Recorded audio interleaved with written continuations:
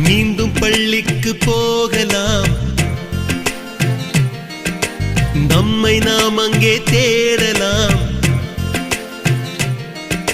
Slate குச்சி கடன் வாங்கலாம், ஸ்லேட்டில் பேர் எழுதி பார்க்கலாம். கொட்டு வச்ச வாத்தியாரை தொட்டு வணங்கலாம். முட்டி போட்டு நின்ன இடத்தை முத்தம் கொடுக்கலாம்.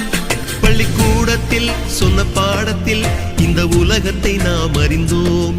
அன்னை மடியென நம்மை தாங்கிய இந்த பள்ளியை ஏன் மறந்தோம்? மீண்டும் பள்ளிக்கு போகலாம், நம்மை நாம் அங்கே தேடலாம்.